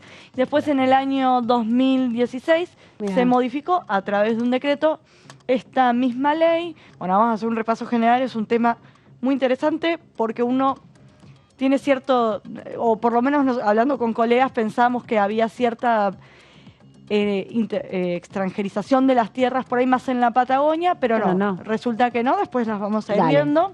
Bueno, primero que nada, ¿qué se considera tierras rurales de acuerdo a esta ley? Todas las que estén fuera de las zonas urbanas, sin importar el destino que se les da. No importa para qué se las use, lo que fuere, se contempla dentro de esta ley todo lo que esté fuera de las zonas rurales, para que nos vayamos dando una idea de qué abarca. Una urbanización, todo lo que está alrededor de esa tierra es rural y está contemplada por esta ley que antes protegía las tierras rurales, ahora se derogó. Exactamente. Pasamos a la siguiente plaquita. Objetivos de la ley que se sancionó en el año 2011. Solucionar la apropiación descontrolada de tierras de dominio nacional por magnates internacionales. Después estableció que los extranjeros no podían tener más del 15% de las tierras del país, de una provincia o de un municipio. Así que no es que solo es a nivel nacional, no puedes tener, dentro incluso de un municipio, no puedes monopolizar, si se quiere, la tierra, o no puede quedar en manos de un extranjero. Claro. Pasamos a la siguiente placa. Fijó un límite de 1.000 hectáreas por titular. Esto tiene que ver, bueno, es lo mismo, obviamente, la provincia de Buenos Aires que, por decirte, Tucumán, digo. Claro. Entonces, al mismo tiempo... 1.000 hectáreas en Tucumán significa más exactamente, de tanto por este porcentaje que se plantea antes. Se fija un límite de 1.000 hectáreas por titular extranjero en la zona agrícola núcleo, es decir, en las tierras más fértiles ubicadas en el norte bonaerense, el sur de Santa Fe, el sur de Córdoba, o sus equivalencias en el resto de las provincias. Claro, porque también nosotros pensamos en solo George Lewis, ¿no? Que tiene el lago escondido, por ejemplo. Exactamente, por eso. O Benetton, que tiene también parte de la Patagonia, de varios espacios de relevancia, no solamente turística, sino ambiental. Pero hay muchos productores extranjeros. Exactamente. Uno cuando piensa en esta ley piensa en esos nombres y piensa en la Patagonia. Los paraísos de la Patagonia, pero no. Pero también lo vemos en el norte. También, ¿qué planteó esta ley? Determina controles para evitar la extranjerización de la tierra y pérdida de control del registro dominial, a través de la compra-venta de acciones vía testaferros. O sea que hay un control mucho más minucioso para ver en manos de quién queda la ley.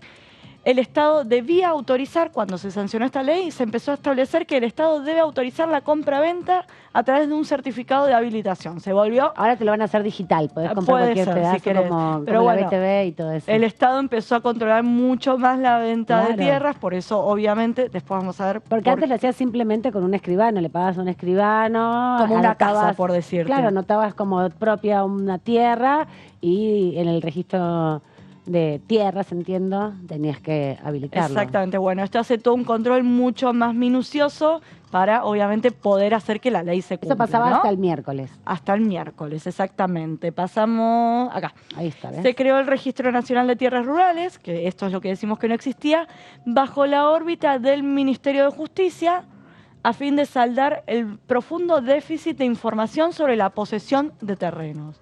Bueno, ¿qué planteó el gobierno de Javier Milei a la hora de derogar la ley de tierras? Promover justamente las inversiones, básicamente fomentar la compra y venta de tierras en el territorio argentino sin importar el origen de aquel que quiera comprar las tierras.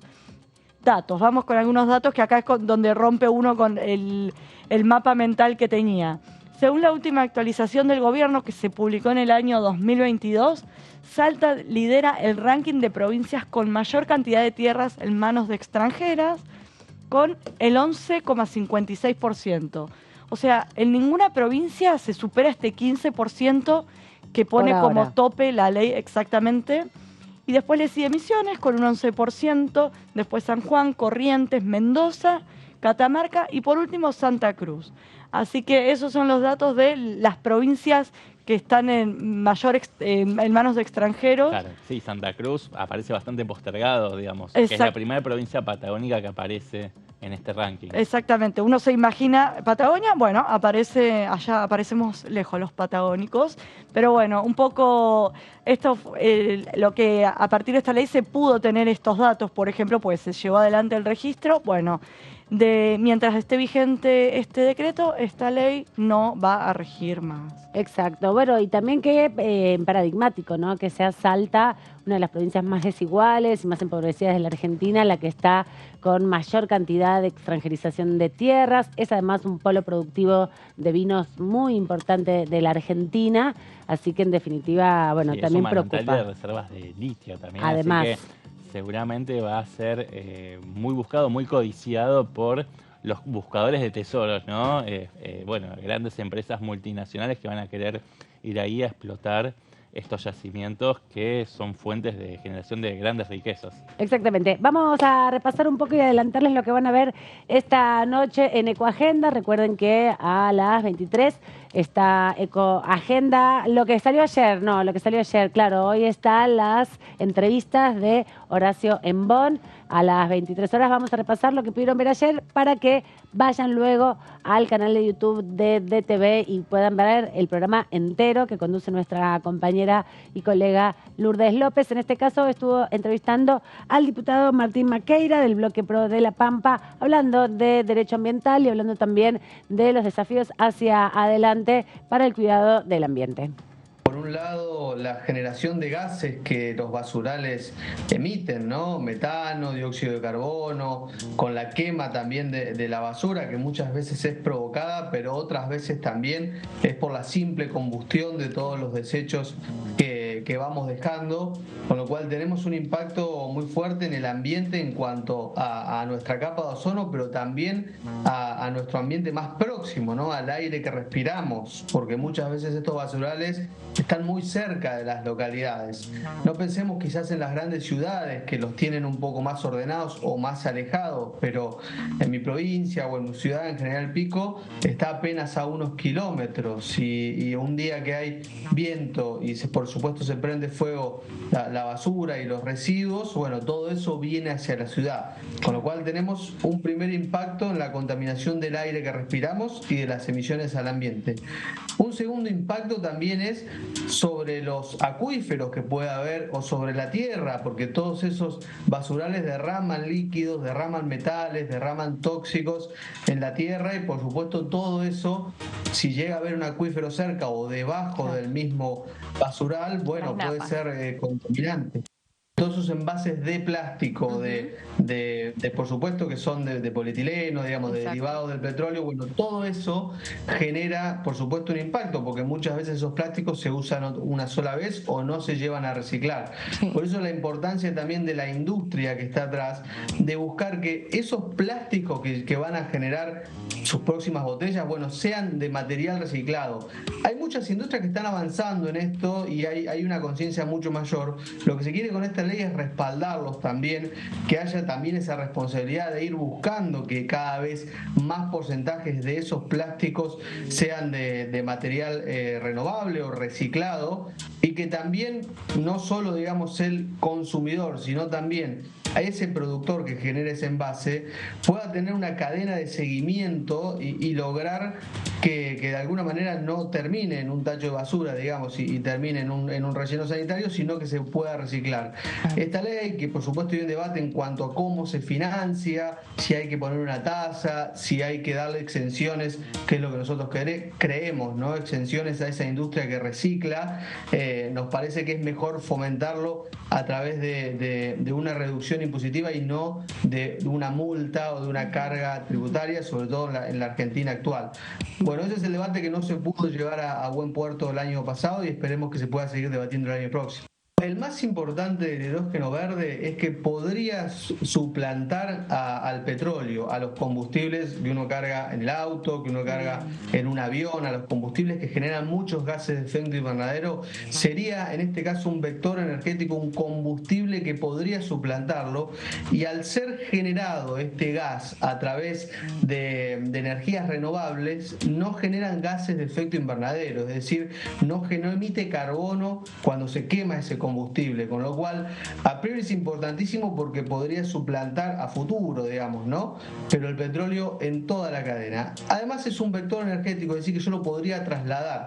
Hay por supuesto mucho desarrollo detrás, hay todavía que resolver un montón de cuestiones tecnológicas, pero hoy el hidrógeno ya se utiliza en nuestro país y en la industria y ya se genera, digamos, para por ejemplo fertilizantes, pero se hace el hidrógeno que se suele llamar gris o el hidrógeno azul, o hidrógenos que se hacen a partir de, por ejemplo, la quema de gas, ¿no? Como principal, en este sentido, generadora de energía para generar ese hidrógeno. Bueno, lo que se busca con esta ley es poder dar incentivos para que esa generación de hidrógeno sea con energía renovable, para poder bajar los costos, para que la Argentina se sume a un mercado que ya está dando muchos frutos en Uruguay y sobre todo en Chile, y que puede ser la solución al gran problema que tienen los combustibles fósiles con respecto a los gases de efecto invernadero. Seguimos acá compartiendo las miradas de los diputados, en este caso Ecoagenda. Lo pueden compartir los jueves a las 23 horas y también en nuestro canal de YouTube. Y le mandamos un beso a nuestra colega y compañera Lourdes López, su conductora. Vamos a meternos en un capítulo de este DNU, el 7023, que tiene que ver con la modificación del ámbito de la legislación laboral.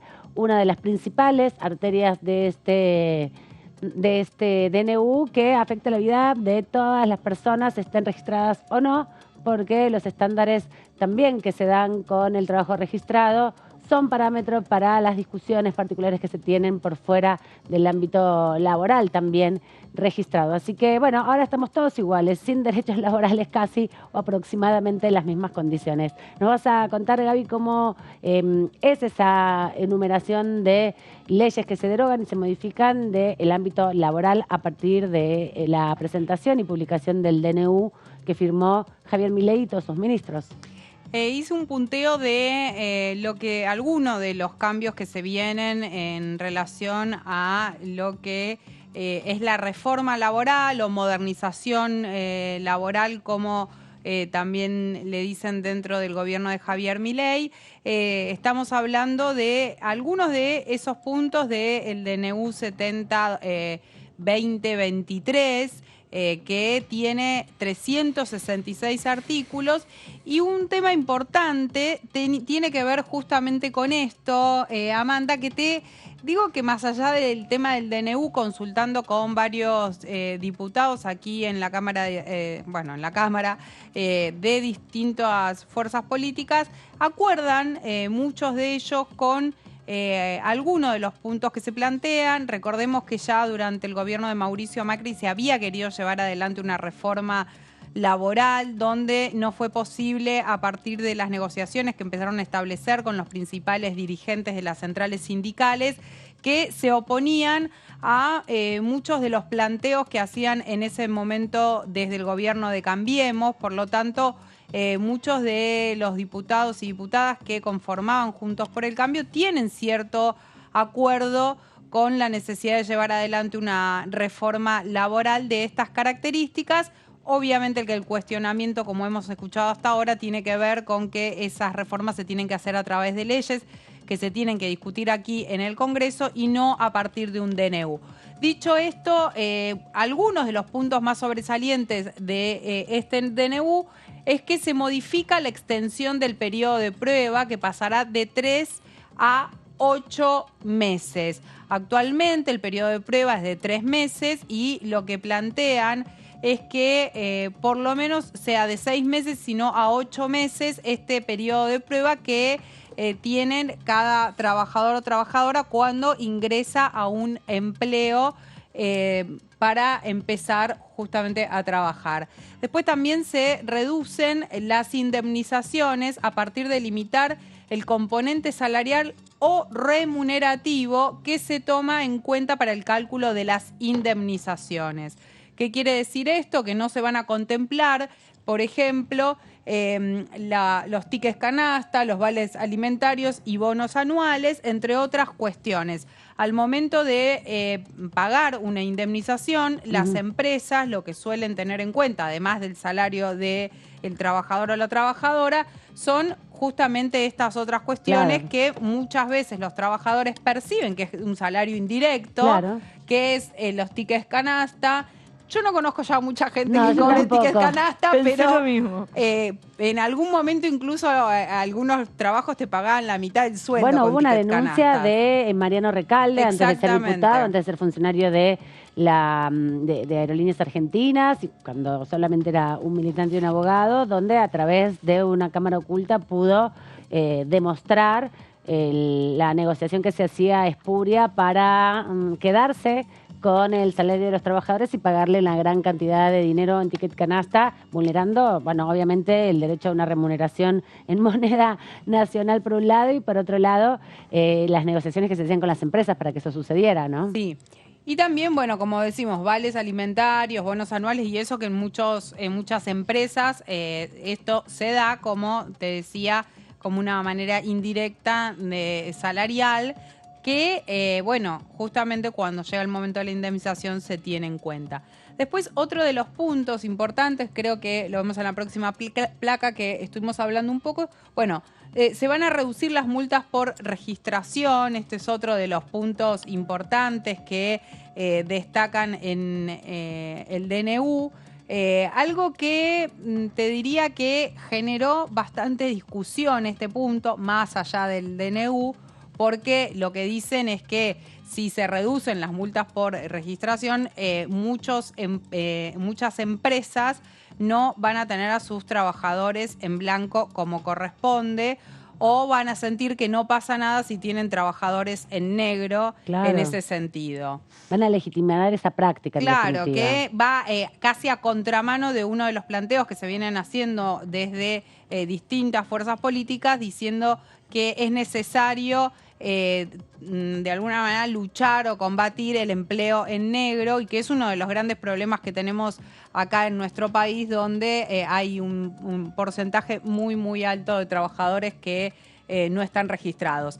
Se establece un fondo de cese laboral. Bueno, de este tema se habló muchísimo. ¿Qué es lo que se plantea? Porque hubo confusión respecto a que algunos dicen, bueno, se eliminan las indemnizaciones.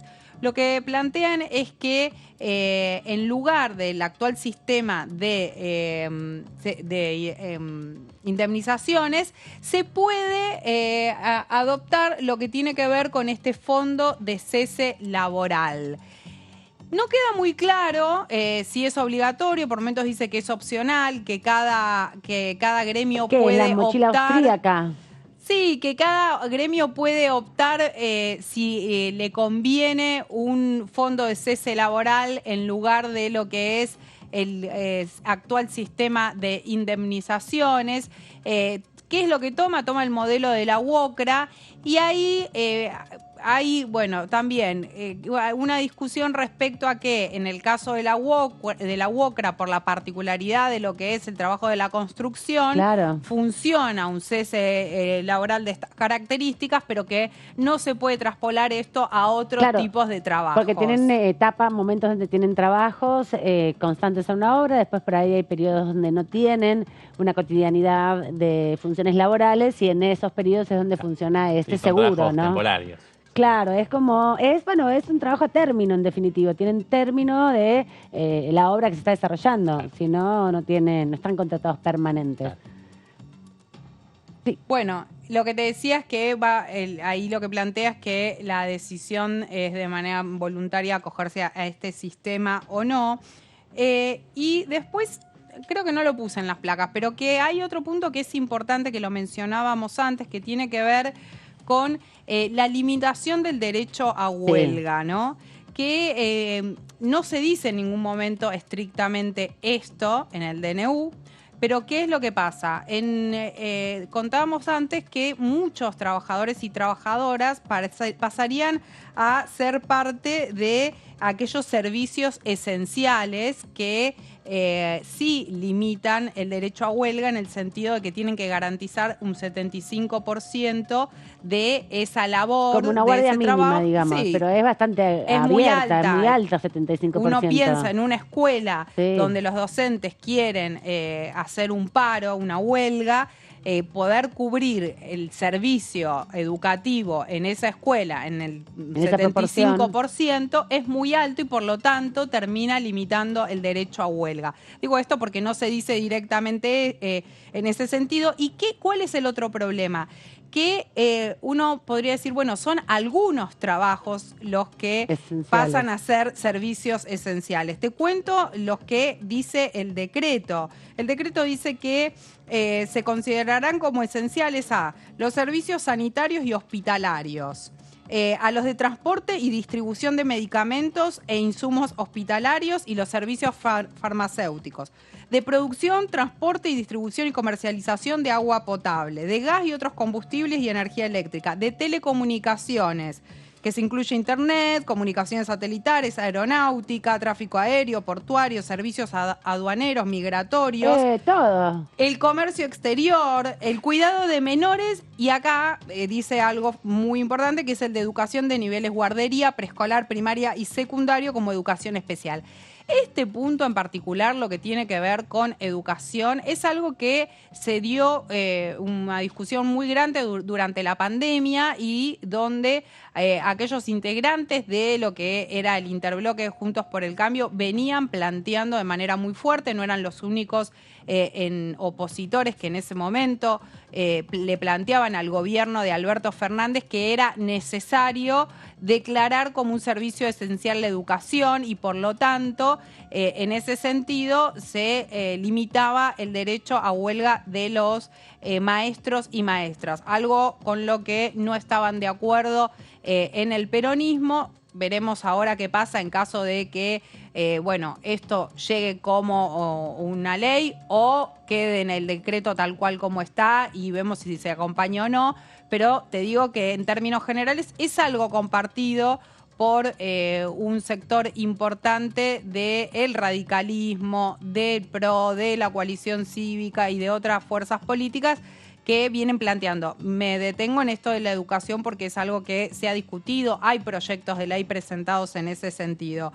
Y después están lo que se llaman los servicios trascendentales y bueno, dentro de eso están lo que tiene que ver con la producción de medicamentos e insumos hospitalarios, transporte marítimo, fluvial y terrestre, subterráneo de personas, bueno, un sinfín de trabajos que están considerados en esto.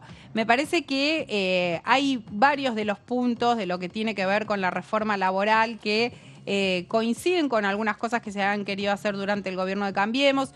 Dentro del peronismo te dicen, la verdad es que no estamos de acuerdo con ninguna reforma laboral que afecte los derechos de los trabajadores y las trabajadoras, pero te admiten que, con algunos de ellos te admiten que con la legislación actual no se ha podido revertir algunas situaciones que tienen que ver con lo que hablábamos antes de el alto empleo que hay no registrado y que en todo caso ahí la discusión está puesta. Algunos dicen, bueno, es responsabilidad de los empresarios y del Estado de no hacer cumplir las leyes tal cual como ya las tenemos y después otros te dicen en realidad lo que es necesario es modificar la legislación laboral en este sentido.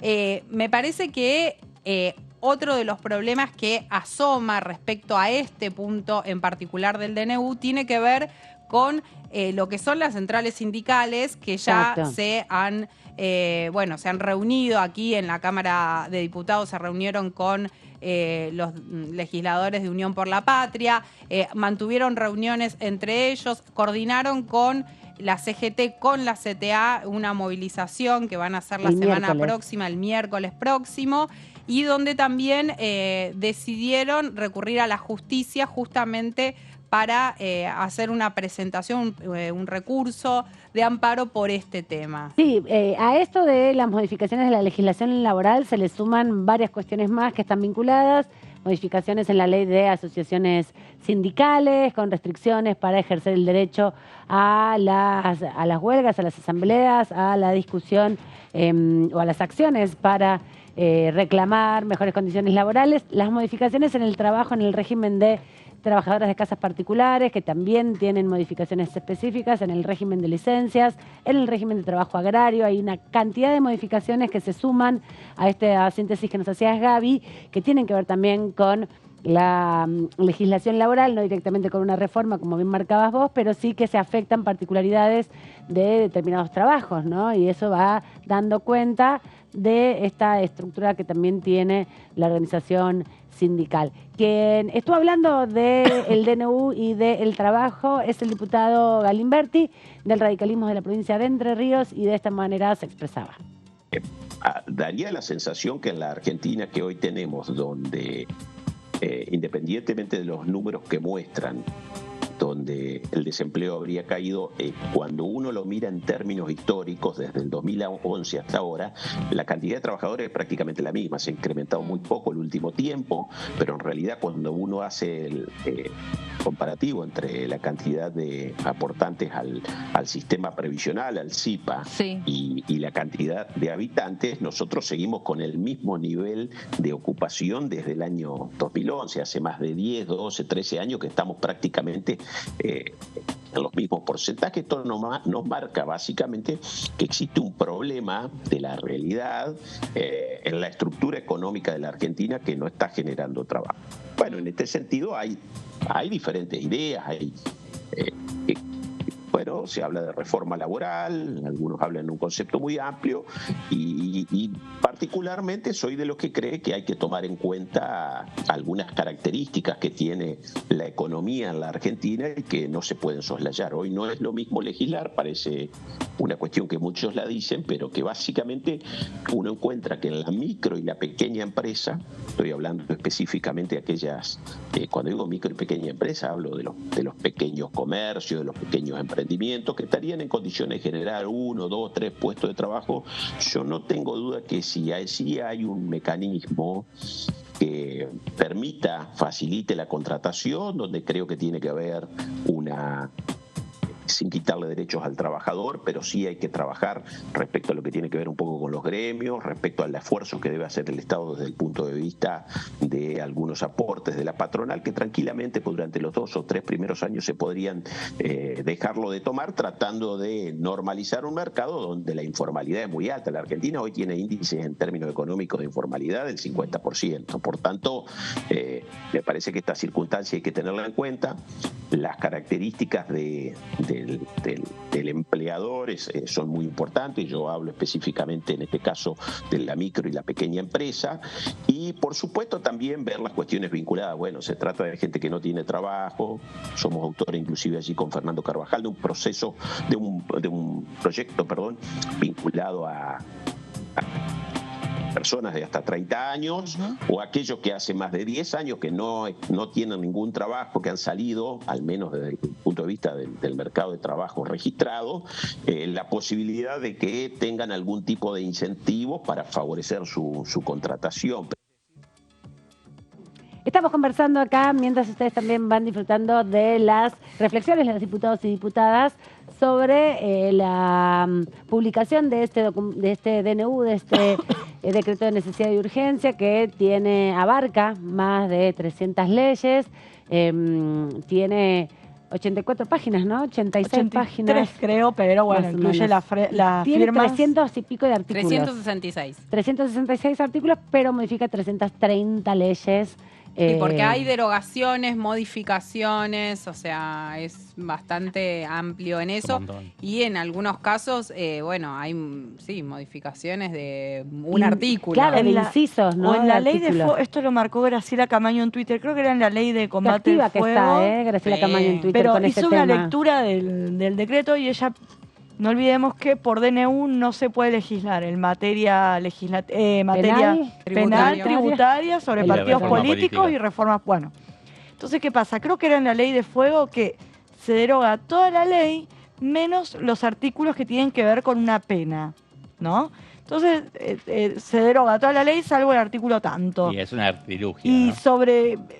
¿Pena aplica a qué? Porque hacía referencia a artículos anteriores que como fueron derogados... Claro, no tiene sentido. Claro. Bueno, pasa algo similar con las cuestiones de multas por la no registración, ¿no? Que se derogan varios artículos, pero la sanción que está dentro ya no del Código Civil, sino ni la legislación del trabajo, sino del Código Penal, porque es un tipo de sanción, está legislado cuando está penado, por la forma en que termina siendo intervenida la ley específica de contrato de trabajo, ¿no? Como los artículos dentro de una ley, también es importante decir, muchas veces remiten a otra ley. Tal cual. Hay leyes las leyes están asociadas, por eso también se están derogando tantas. La pregunta es, ¿por qué, por ejemplo, es una pregunta retórica, ¿no? ¿Por qué se derogan leyes como la ley de tierras, que no tiene en ese sentido tanta articulación con otros ámbitos, ¿no? Bueno, sabemos la respuesta, porque buscan la extranjerización de la tierra y que a otros sectores se hagan negocios. Pero... justamente, no derogar los artículos que hablan de una penalización en una ley, justamente porque no se puede hacer eso a través de un DNU, dejan de tener sentido como artículos en sí mismos en esa ley, porque no existe más la referencia anterior. Claro, lo que se tiene que penalizar en relación al resto de los el artículos. Incumplimiento, que es lo que no se cumple, claro, digamos, pues no solo hace alusión a otra ley. De los incumplimientos de los otros artículos, bueno, la sanción penal. Sí. Claro, exactamente, si no, no tiene razón de ser, ¿no? Y no siempre la penalidad es una sanción con prisión, no es siempre lo penal, no solamente es meter preso a alguien. Bueno, directamente esas leyes, la verdad que habría que consultarle a alguien que sepa del tema mucho mejor, pero uno tendería a pensar que esas leyes donde hay artículos que plantean algún tipo de penalidad, directamente la ley en sí misma se tiene que tomar como una ley que está en el marco de las cuestiones penales. Claro, bueno, pero no sé si es exactamente parte de la así. Discusión que hay de la jurisprudencia de la Corte Suprema tiene que ver con esas construcciones de varios DNUs que fueron intervenidos, muchos declarados inconstitucional, después de la expresión de la Corte Suprema de Justicia, que tiene que ver con esto, con partes del DNU, como el DNU no se puede diseccionar, se tiene que aprobar o se tiene que rechazar en el Congreso de la Nación, pero la Corte Suprema sí puede decir qué partes del DNU son constitucionales o no. Retomo algo que decía antes Débora respecto también a esto que vos decís, que no, el DNU no se puede diseccionar, que hay un sector de la oposición, sobre todo el radicalismo, que está pensando en la posibilidad de ver que se discuta la ley que impulsó y que presentó y defendió Cristina Kirchner en su momento, una ley que ahora está teniendo dificultades cuando estamos viendo esto de que las dos cámaras la ley de DNU, decimos, la 26.122. Exactamente, que tienen que ser rechazados por las dos cámaras, si no el DNU continúa vigente. Se planteó así en función de las necesidades en su momento del gobierno que tenía mayorías. Sí, que tenía mayorías, y ahí inmediatamente pienso en lo que es la ley antiterrorista, ¿no? Que se aprobó durante el kirchnerismo, que esa ley en ese momento era pensado en el marco de lo que estaba sucediendo ahí y no en los marcos futuros. Sí, de lo que puede ser en un gobierno de otras características. Ahora, decía, el radicalismo está pensando en relación a esta ley de DNU que, se pueda tratar de aprobar de manera similar a como se aprueba una ley, ¿no? Con algunos artículos sí, o algunos en general, apartados sí, y otros no, y no de manera de sí estoy a favor del DNU, no estoy a favor del DNU. Bueno, pero eso también aparece en función de DNUs que abarcan mayor cantidad de temas o de dimensiones que eso, por ejemplo, de hecho, la estatización de una empresa también abarca muchas dimensiones. Por eso requeriría también en algún sentido que pase por ambas cámaras. Es criterioso. Ahora, esto lo que trae es un desafío más complejo porque son 300 leyes que se modifican, ¿no? Que se anulan. Es lo que resalta recién Gaby es una sugerencia de Rodrigo de Loredo, que es el presidente del Bloque Radical, para que se desglose el decreto en 3 decretos diferentes, y esto parte de la lectura que hace la UCR de, generar un marco donde se pueda estar de acuerdo con algunas de las medidas, que en este caso puntual el radicalismo puede estar de acuerdo, pero no comprometerse a acompañar aquellas en los que no se acompaña la perspectiva de esos artículos de este decreto. Así que eso se va a tener que esperar hasta marzo. Es igual, más fácil de hacerlo directamente todo a través de una ley o un paquete de leyes. Es que con un DNU es más fácil legislar para el Poder Ejecutivo que para el Legislativo, cuando cada poder tiene funciones diferentes y justamente lo que decíamos antes. Lo que pasa es que todo eso se modificó fuertemente en el 94 con la reforma constitucional que se hizo, que tuvo que ver porque se reglamenta los DNU. Hasta el año 94 no había reglamentación tan específica, era una herramienta que tenía el Ejecutivo que tampoco se usaba tanto. Durante el gobierno de Menem se usó muchísimo y por eso también se fueron construyendo todos estos mecanismos. En la Constitución está en el artículo 99, que es parte de lo que se incorporó nuevo a la Constitución Nacional, que también establece las obligaciones del Senado, de la Cámara de Diputados, cuáles son las responsabilidades que tiene, hasta dónde puede intervenir o no en la división del poder, qué responsabilidades tiene. Bueno, ahí se incorporó